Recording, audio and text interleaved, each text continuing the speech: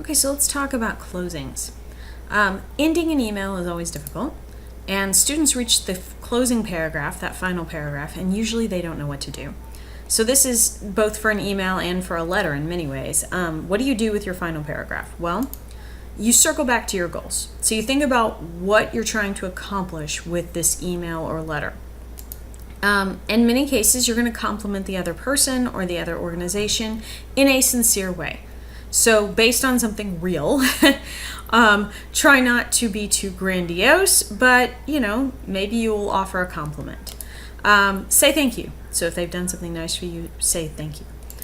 State common goals. So if you and another organization are trying to accomplish something together, maybe you state that, we're excited about the opportunity to help meet this goal. Include a forward-looking statement. We look forward to doing business with you in the future. Reiterate a point of agreement. So perhaps you've worked with this other organization before and you both agree on one thing. It's really powerful. Then you may state that again. Obviously, we both care strongly about, and then fill in the blank. Contribute a way to help the audience. So if you've turned them down for one thing, you couldn't help them with something, then maybe there's another way that you could help. Offer contact information. So if you're writing a cover letter, frequently you will reach that final paragraph, and remember the point of the cover letter is to ask for an interview and get an interview, not to get the job itself. You're not going to get a job from your cover letter. So the cover letter is to get you to the interview. You're going to have to sell yourself in the interview to get the job. So offer your contact information and state that you are excited about the opportunity and would love to the chance to interview for this job.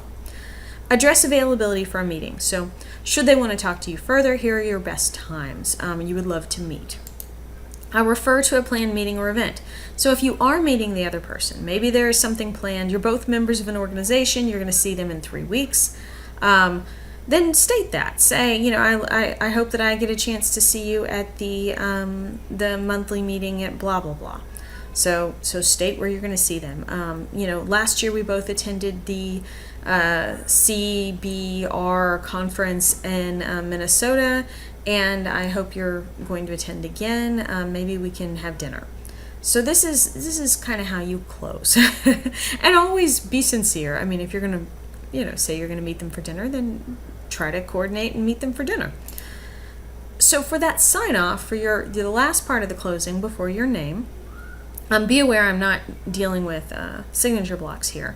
So we're just going to look at the closings as if a signature block does not exist, because it takes up a lot of space. So we're going to do the closing part. You're going to just need to decide the relationship between the two of you and whether you're formal or semi-formal. So formal and semi-formal endings are what you see here to the left. Sincerely, best regards, yours truly, best wishes, regards. Now, more connected to your message and slightly less stereotypical or cliched are closings that refer to the message itself. So excited about the opportunity, ready for the competition, glad we connected on LinkedIn, see you on Saturday, thrilled about the partnership. Now these should be real things, they should be related to your message, but they tend to come off as less stereotypical, more sincere. They take a little more effort to write, and they feel somewhat awkward for students to write, but they work pretty well. So let's see how that works in practice. So here I've borrowed Seneca Crane and Caesar Flickerman, and Flickerman is sending Crane an email. So I don't have the subject line, I don't have a signature block, and I imagine Caesar Flickerman's signature block is pretty outstanding. But let's look at how this ends. It ends in a stereotypical way, sincerely. Well, think about a more personal way to end it, which might be ready for a great Hunger Games.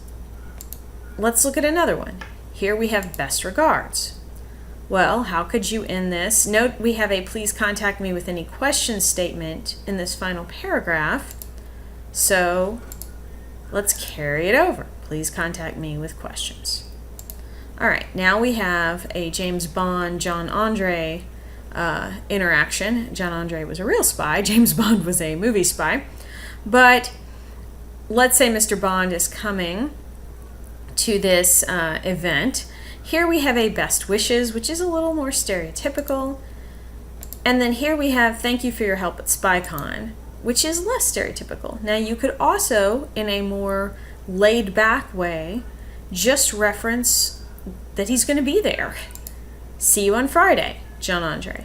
That's a nice way to end. It seems, it ties everything back together. It seems a little more informal, but it's not that informal.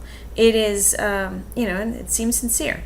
So these are some things you probably want to think about as you're writing your own emails. Remember, an email does not have to be long to be effective, but you want to be careful with what you say and how you say it so that you get the best response.